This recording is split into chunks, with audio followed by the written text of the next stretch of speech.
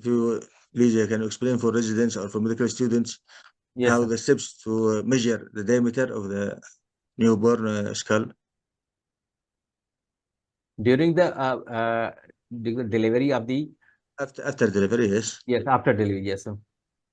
And usually, Then what we is the may best timing? What is the best yes, sir. timing for measuring? Because directly after delivery, there will still be effect of molding, so size will be changed. Yes, as you Actually, explained in after your delivery, presentation. there is a modeling of the skull. After a few hours, then Yes. when the modeling of the skull resolves, then we measure the diameters of the skulls. Okay.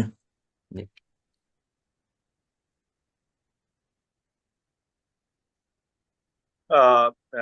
Ahmed, I think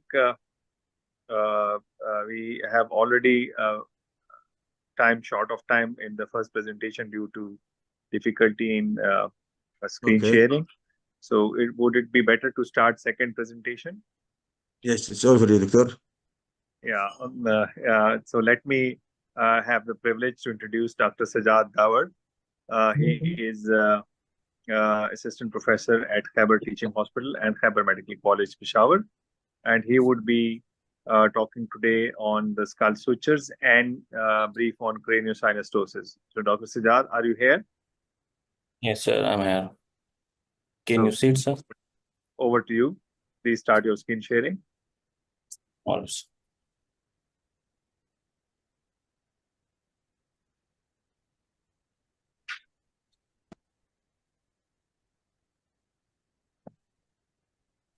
So, can you see it, sir?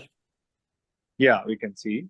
So, please make it in full screen mode, Professor, Doctor. Yes.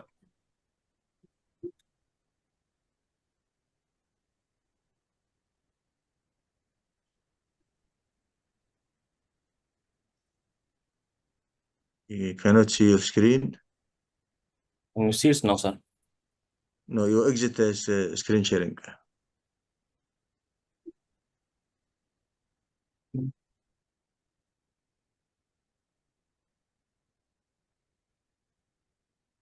Yes, now it's good.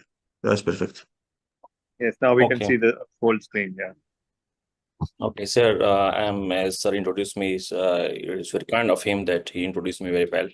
I'm Dr. SajjadUllah Dawar, working as assistant professor at Khyber Medical College and mostly deal with the undergraduate students. So the presentation is basically keeping in mind the undergraduate students. And also, I would like to give credit to my fourth year MBBS student, Dr. Gul Mahanur, who helped me in making this presentation so that the student can share their perspective as well. So I hope the student will enjoy. So before starting my presentation, I would like to focus on these two pictures for the students, that they should focus on these two pictures, where this one, especially over here, if you can see the cursor, and the other picture. So after the presentation, we will discuss these two pictures, that what it means and how it look like. So the learning objectives for today is the anatomy was basically very well explained by the previous presenter, sir, and Suhail. And so my job is a bit, it's very easy now. So I will do not focus more on this anatomy of the skull. So I will more be focused about the overview of the craniocynestosis and the different types of craniocynestosis, where we can understand the concept of craniocynestosis and different types, and outline the associated factors and complication. And the third will be about differentiating craniocynestosis from other skull deformities. That is the positional plagiocephaly, that is more specifically. And in the last, we will be focusing on key takeaway messages and case presentation. So if there's a bit of animations in the presentation so that the students can focus and learn more. So here you can see, although it was previously explained very well, but just a sort of animation that these are the different types of bone of the skull that they make sutures, which is segregated. You can see over here. So the sutures on the skull interior the different facial bones, frontonasal, frontozygomatic, zygomato-maxillary. So it all aids in some part of the craniosynostosis in the syndromic part, but not in the single suture. So just an overview of the sutures of the facial bone. The anterior maxillary, zygomatic, and all these sutures. Then the interior, the most important one is the metopic, that is the frontal. The two frontal bones are fused together. They usually disappear between 2 to 7, from 2 months to up to 7 years.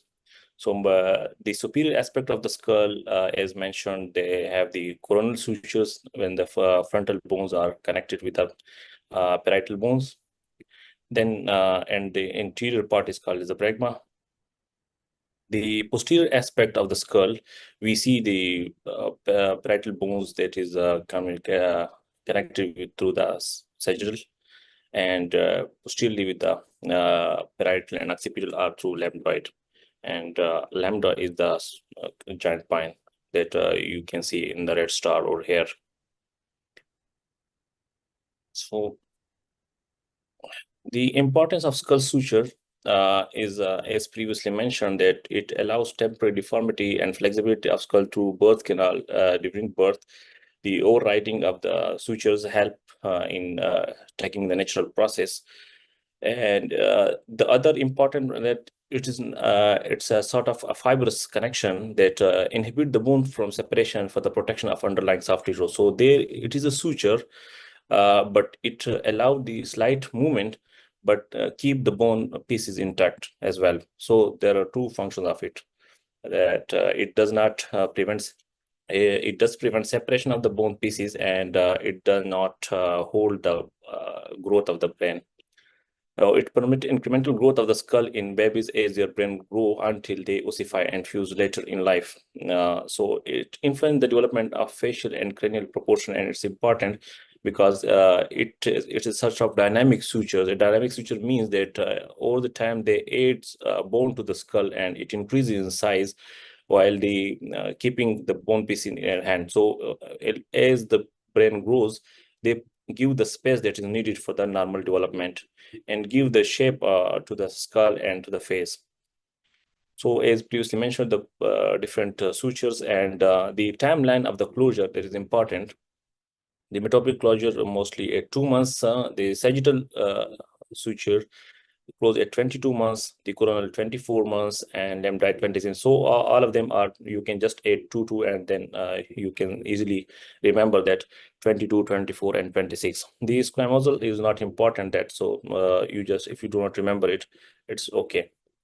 So again, another animations that how craniosynostosis occurs. So this is numbskull. Then if the sagittal is closed, so it will look like this. So the brain is increasing in size when there is no. So then if it cannot increase in size in one proportion, then to compensate for the growth, the skull increase in direction, anterior to posterior direction. So that's why it's become elongated. So ossification and obliteration of one or more cranial sutures prematurely before the functional need for adoption is complete. So that's called the craniosynostosis, because the functional need are not met because the brain develop over the time. So if it's not met and it's closed prematurely, then it will become the craniosynostosis. The prevalence is 1 out of 2,000 to 1 out of 25,000 live birth, and most common developmental craniofacial deformity after cleft lip and palate. It can be syndromic, non-syndromic, phenotypic, and non-phenotypic. Sutures involved determine the resultant head shape abnormality, and it can be best described by Virchow law, which tells us that dictated in case of prematurely fused sutures, the growth of bone becomes restricted in the plane perpendicular to the fused suture. So like if you focus over here, so if the sagittal is closed, so the brain cannot grow in the perpendicular to that. So in compensatory growth, occurs in plane parallel to the fused suture, resulting in abnormal head shape. So if it is closed, if you can see the cursor closed, so it cannot grow perpendicular to that. So what will happen? It will increase in shape in anterior posterior diameter, just like over here. So it will become a boat shape. Now, coming to the craniosynestosis, the different types. So basically, we can divide it into two types. That is a primary craniosynestosis and secondary craniosynestosis. Then primary craniosynestosis can be further divided that whether a single suture is involved or a multi-suture is involved. So if the single suture is not, though, it could be sagittal, coronal, metopic, and lambdoid. These are the 4 types. If multi-suture is involved, then again it can be divided into non-syndromic and syndromic. In non-syndromic, the bicoronal is common. In syndromic, there are different syndromes which are Apert, Cruzan, Pfeiffer, and etc. etc. Now, coming to the secondary craniosynestosis, there are certain conditions where it leads to the craniosynestosis. That's called metabolic hypothyroidism, Rickets, bone dysplasias, fetal insult like this ischemia or hypoxic ischemic encephalopathy. There are some cases where because of increased DP shunting can lead to the although it's rare, it's not that common, but if a patient present to you, as we have seen that present you with the hydrocephalus at increased OFC, and then we do shunting and it's over drainage or some sort of leakage, then suddenly the pressure inside the brain decreases, and then it leads to a fusion of the sutures that can lead to craniosynestosis. So these are the different causes of craniosynestosis. So in primary craniosynestosis, the brain wants to grow, but there is no room for development. There is no room for increase in size.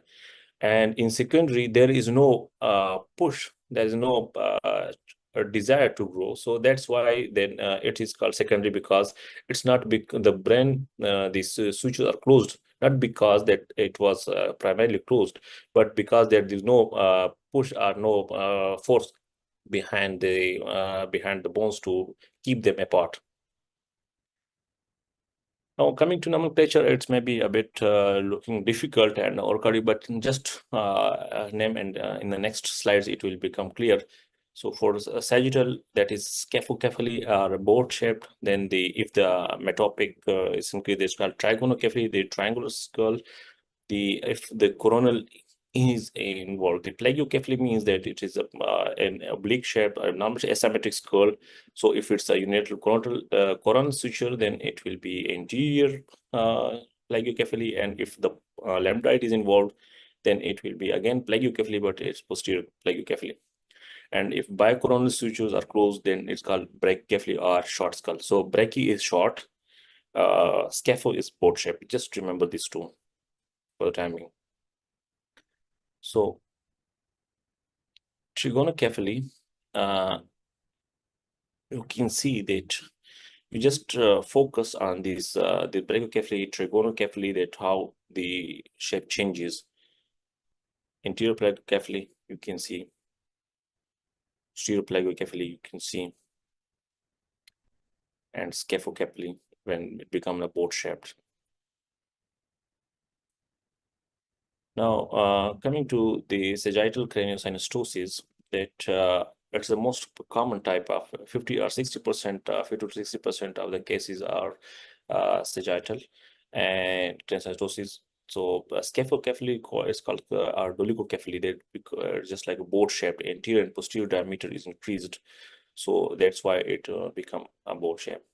So that's why the male to female ratio is 4:1.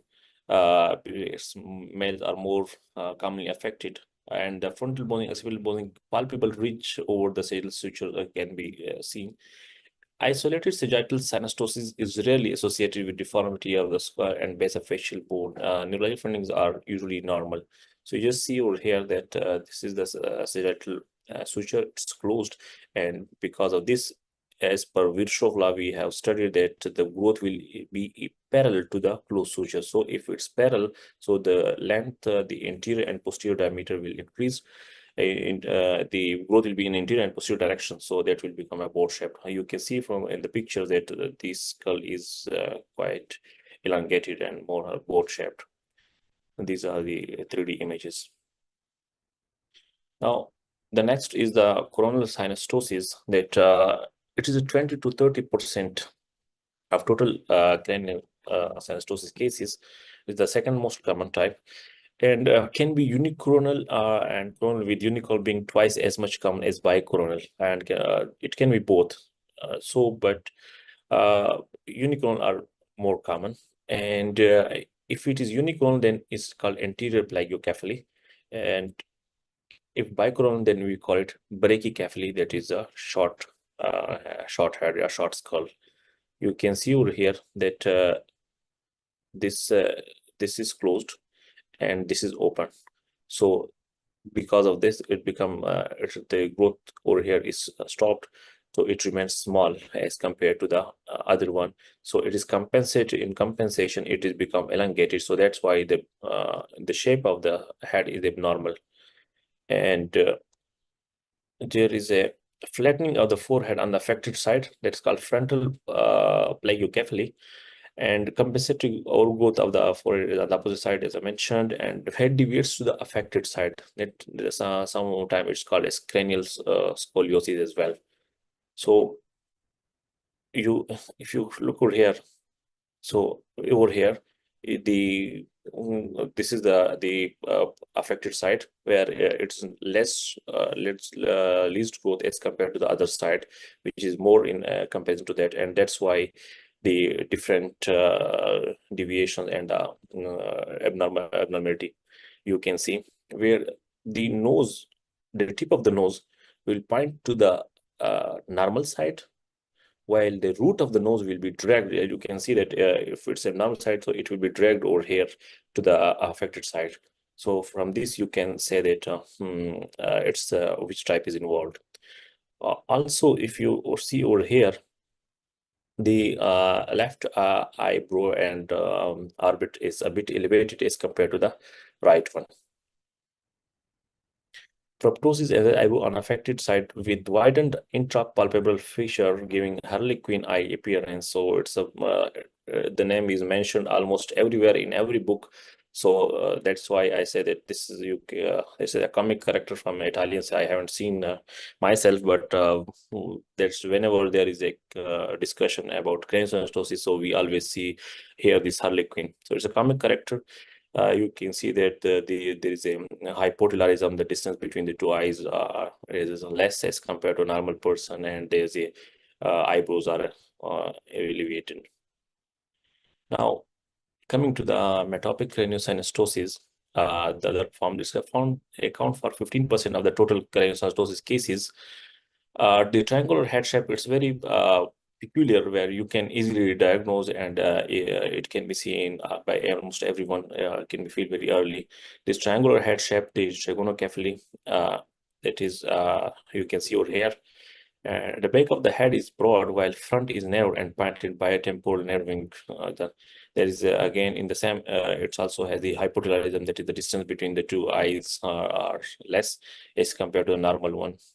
And there is a prominent ridging, so you can feel, if you feel over here, so you can feel the ridge on the frontal side. Now, metopic craniosynostosis can be seen over here in this animation, when the metopic sutures fuse too early. So you can see over here, this is the fuse that fused too early, and it's prominent.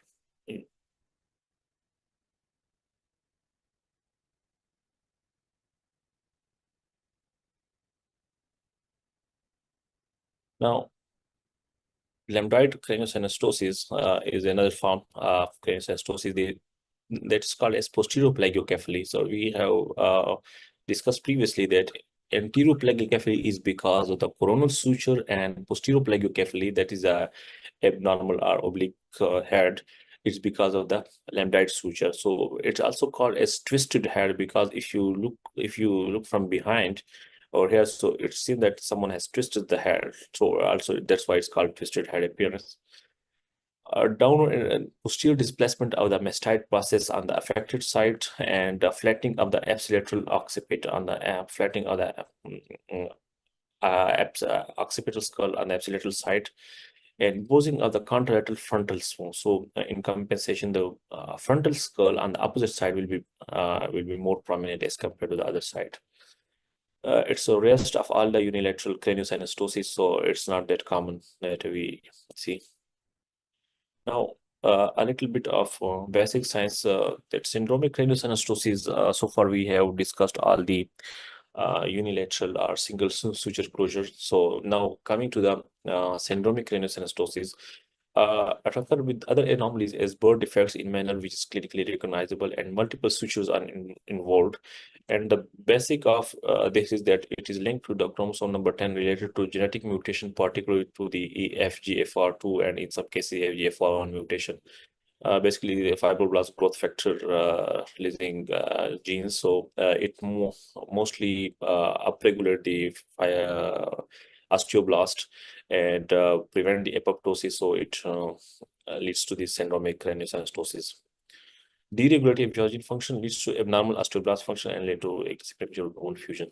Now, if there are 2-3 syndromes that are more common and more important, the one is the Cushing syndrome. The one important point that you should remember is that hands and feet are normal in this syndrome. In all other syndromes, the hands and feet are involved, but in Cushing syndrome, it is normal. The other features are that bicoronal craniosynestosis presenting as a brachiocephalic short head, as you can see in the pictures, account for 4.8% of all cases of craniosynestosis, which is the highest of all syndromic. Among the syndromic craniosynestosis, it is the most common type.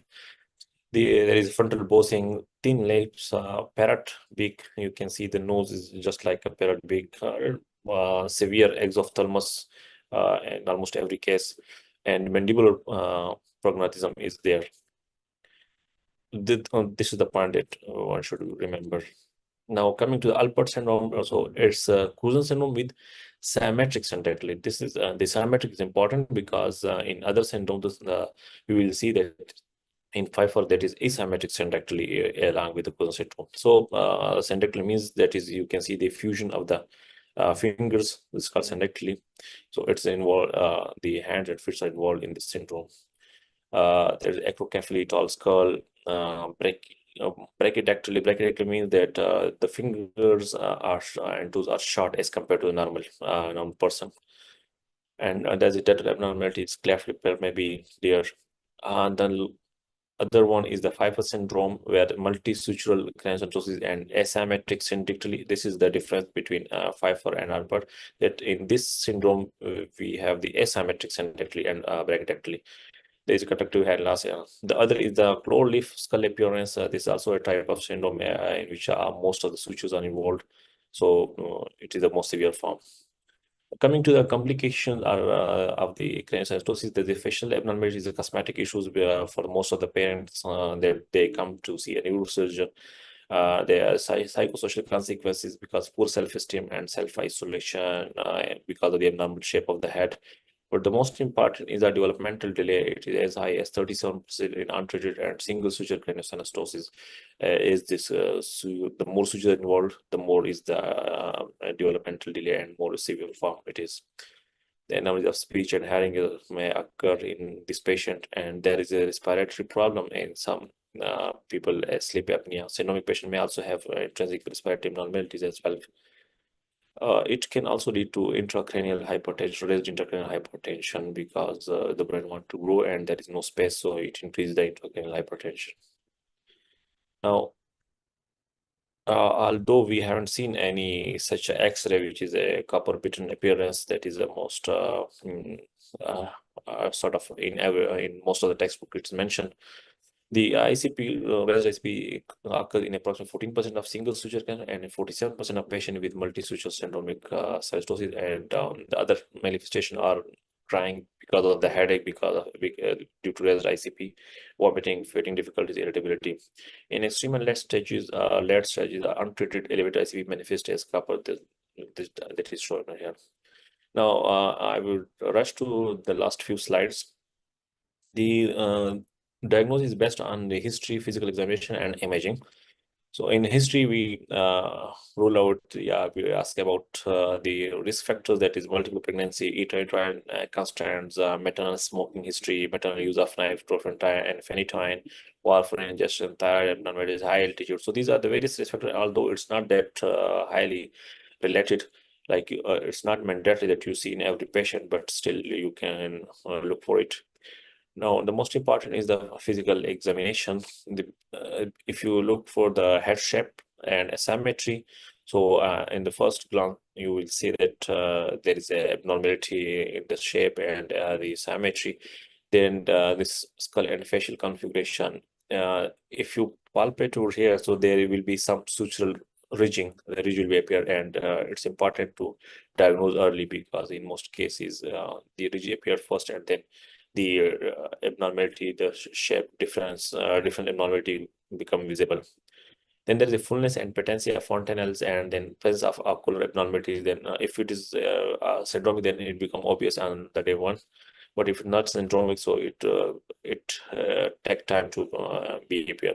The cephalic end, because in most of the cases the OFC may be normal occipital circumference, but the cephalic end is it is disturbed. So normally it's 0.76 to 0.86 in boys and 0.84 in girls. The imaging, that the most important that we always do to diagnose the case and confirm our diagnosis, so is the CT scan, 3D CT scan. Although in some books it mentioned that ultrasound and MRI have some sort of scan, but most common is, and most effective is, and most useful is CT scan 3D. Now, everything so far we have a normal head shape, but every abnormal shape is not craniosynestosis. So a little bit of positional plagiocephaly, also known as flathead syndrome or deformational plagiocephaly, because of excessive, mostly in one position, lying down in one position, the shape of the head, especially in neonates, big changes. It can be seen very frequently in some part of the world and in many areas. So it becomes the if sometimes it's because of any disease, or sometimes because of the parents' unawareness or some cultural issues. The head become parallelogram type and abnormal shape due to repeated pressures on one side, often confused with the posterior plagography due to lambditis craniosynostosis. So how to differentiate between this is the predisposing conditions, torticollis, less tummy time, and sleeping position. And 46% of infants will have some degree of flattening on the skull by the time they are 4 months of age. In 1992 or 1994, there was a campaign in US where there was safe sleep syndrome, where SIDS were there, sudden infant death syndrome. To treat this, it was advocated to lie the children should sleep, the neonates should sleep in a spine position, not in prone tummy position or prone position. So because of that, though the rate of the SIDS was decreased by 40%, sudden infant death syndrome was decreased by 40%, but there was a huge increase in number of craniosynestosis, and it was basically, that was craniosynestosis, but it was positional plagiocephaly. Treatment includes counterpositioning, physical therapy, or molding. Now, there are some red flag signs that that can be alert you that whether it's a craniosynestosis or it's just a position. There's signs are, if there is a raised ridge, so it's a definitive sign that the patient is developing craniosynestosis. It's already the suture is closed, and with time the shape will distort. Or there is slow or no improvement in head size over time as the baby grows following the OFC or the other parameters, and asymmetric orbit or facial features that you can look for it, and the posterior displacement of ear, that in positional you can see over here that the ear is moved anteriorly, while in lambdoid plagiocephaly the ear is moved posteriorly. So this is the main point that you can differentiate between positional and lambdoid craniosynestosis. Also, the family history of normal head shape can aid to them.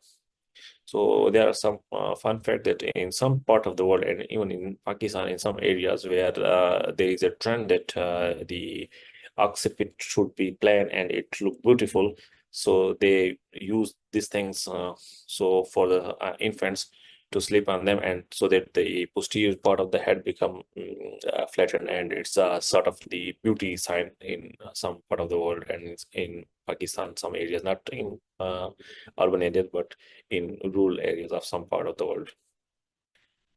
Now, coming to a treatment, although it's not related to a treatment, but it can be endoscopic strip craniotomies as well as the cranial reconstruction and open surgeries. The only difficulty is their blood loss, because the children are very sensitive to blood loss, and due to less blood volume, they can easily go to shock.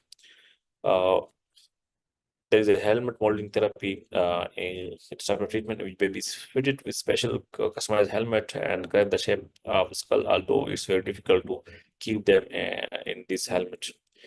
The duration of treatment can vary. And now I will share just a case that we have done this week. This is the patient that presented to us. It presented a bit late because the parents were reluctant to do surgery. But somehow this is the CT scan, 3D CT scan, and you can see that the left side of the coronal sutures are fused, and anterior plagiocephaly, that you can see that the orbit is slightly raised and distorted. This is another view of this. Let's see. Then we are scrubbing it. This is when we have removed the skin and the removed everything, and the bone, you can see it's visible over here that the raised ridge and fused coronal suture that we have seen, and this is a strip craniotomy that we have done. These are references, and I thank you. Any question? Thank you, Dr. Sajjad. Very detailed overview of cranial sutures and craniocynestosis. I would request any participant wants to add or wants to ask a question, they are welcome. Please. I will have a question for you, Dr. Sajjad. Usually, what are the indications of surgery in craniosynostosis? Sir, the indication that because of there are 2-3 main reasons. So if it is established that there is a craniosynestosis, so you have to operate within 6 months, because if you do not operate, there are 2 main reasons that we operate. One is the cosmetic reason, but more important is because if you do not operate, there will be developmental, there will be abnormal, there will be no space for the brain, and it will damage the brain function and normal development of the brain. Dr. Sajjad, I would just want to inquire, have you ever, you did not talk about expansile craniectomy, use strip craniectomy, but have you ever used springs for expansion of craniectomy? Sir, you're right, but so far when I searched the literature, there's no established established guidelines that it's better than the strip cranectomy. So that's why I skipped. The other thing is that it's more expensive and unaffordable for the most part of the world where we and the other colleagues are living. So that's why I skipped. Although it's mentioned and in some part of the world it's doing, but in literature there is no proven benefit of this expansile spring cranectomies with other than the strip cranectomies. Any other participant wants to ask question? You're welcome. I see here in the chat, Dr. Marwan Asadi have a question. Can you tell us how the high altitude of pregnant women make the fetus at increased risk of craniosynostosis? So there is no in literature. I haven't found anything special that how it can affect or not. But these I mentioned earlier that these are mentioned that these are the risk factors, but there is no clear linkages that with every TUR it can happen, or there's established fact that it will happen. So there are the risk factors that are mentioned, reported by some, but that's not an established fact. I have here another question in the chat from Dr. Asil Al-Burayhi. May I ask, Doctor, in case of multiple sutures involvement, can we do multiple stage procedure to correct the craniosynostosis? Sir, in most of these multiple sutures, there is a syndromic craniosynostosis, and in syndromic craniosynostosis, the outcome is not good because we know that the brain is not that developed or not healthy. That so usually in such cases, we do not go for unless there is a cosmetic reason that it's very obvious and rest of things are normal. So then we go for. But so far we have done 2 sutures. The stage, if it is an interior and posterior, then we go for stage position. But if it's not this, like if the sagittal and coronal, then we go in one go. Then we do it in one go. Here is another question in the chat from Dr. Mu'tasim Al-Asali. He has 2 questions. Question 1, does seizure is complication of surgery or craniosynostosis itself? Sir, it can be sort of a factor as well, because if there's a raised ICP, then it can lead to seizure as well. So in this complication, I don't, we haven't seen it that it's a complication because we do it, we don't open this dura. So it's extradural, you do the surgery extradurally, so you do not manipulate it until unless there is some injury to the sinuses or something. It may happen, but we haven't seen because the major complication or the drastic complication is that of that if you injure the sinuses, then it can happen. Otherwise, we haven't seen it. Here I have another question. Can we depend on cranial orthosis alone without surgery, or it's not an option? Sorry, sir, A helmet. Can you depend on a helmet alone without it? You can use a helmet just to mold the shape. If there is a craniosynostosis and it's hampering the growth of the brain, then it's not an option. Usually we use the helmet post-operatively. We like you have done the strip craniectomies, you have removed the part, but still the head is deformed. The shape is not in good shape. So then after surgery, for rehab purposes, you use the helmet so that you can get the normal shape that is acceptable to the parents. Is it mandatory to give direct RBC prior to surgery in spite of HP level? Is it, sorry, sir? He's asking about blood transfusion. Is it mandatory to give blood transfusion? If you use the bone wax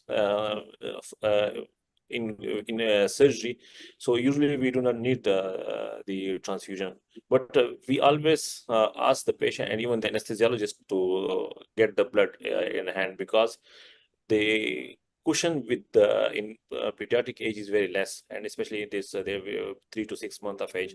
If you just lose because the average blood loss in craniosynostosis is 100 ml to 150 to 200 up to maximum 200 ml. So even that after 200 ml, if you lose further, then you have to transfuse some blood, because it's very difficult for the child to compensate for that.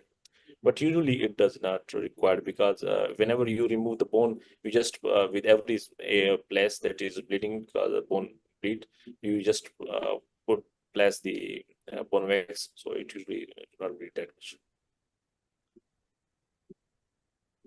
There is another question. In complete craniosynostosis with no signs of brain atrophy, craniotomy can be done in the first days of infancy?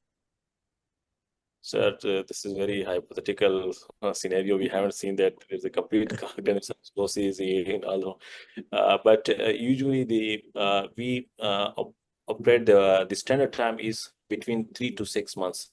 If you operate too early, it's difficult for the child, for the parent, for everyone to get it. So the average time is 3 to 6 months that we usually I think do. other complications are too many, like complications of anesthesia, and even that would be not compensated earlier.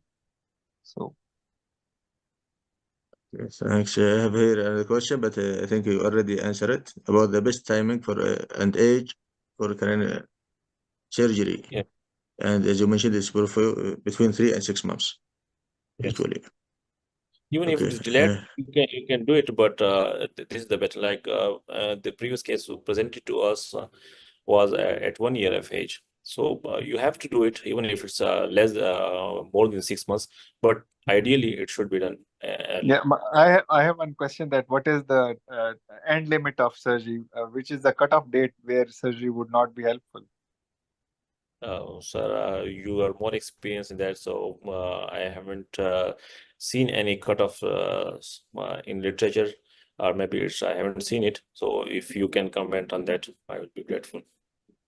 Dr. Ahmed, what is your practice? Well, in majority of childs, we usually practice that if it is more than 3 years, their brain growth has already completed. So it is practice that surgery would not be very helpful after that if child comes. So, Ahmed, what's your stance on that? Yes, usually for late surgery will be only for cosmetic reasons, not Yeah. for Not developmental for delay or benefit of. something. Yes, it will be only for cosmetic reasons. And for this, there is no cut limit, I think. So I What think do you think, doctor? it was a very good discussion on the second lecture, and again it was a very detailed presentation by Dr. Sajjad. Very good effort and nice presentation. Sajjad Ahmed, would you like to add something before we conclude? No, it's a very nice presentation. Thanks you, Dr. Suhail Ahmed, and thank you, Dr. SajjadUllah, and thank you, Dr. Shahid Ayub. It's very nice session, very nice discussion, very nice presentations. And I think by this we can conclude our next. Dr. Shahid, do you have any final remarks? Closing Yes. words? Again, I'm thankful to all the participants who are from all over the world. I cannot take their names individually. And then my utmost thanks to my two presenters, Dr. Sale and Dr. Sajjad, for their brilliant effort and very good presentation. And after all, hats off to Ahmed, you, for being an Iron Man for this academic program. So this was our second session, very successful. Hope to see you everyone at our third session next Friday, which will be soon communicated. So thank you very much. Sir, Thank you, one last thing everyone. I would like to add, Okay. sir, in Khyber Medical College, we have made the student interest group of neurosurgery and all other specialties. The students, medical students, are taking great interest in these interest groups. So, sir, my email is with you if you want to any sort of help in establishing any surgery interest group, neurosurgery interest group in your medical school. I'm always available. Okay, we can have your contact number, WhatsApp number, and we can contact and we see what we can do. Thank you very much, doctors. And by this, we conclude our second session, and we can see you all next week, our third session, where we have 3 presentations. Joined from 2 programs, 2 different programs will be in the same day. Let's see the schedule here. Okay, that happened. Just wait a second.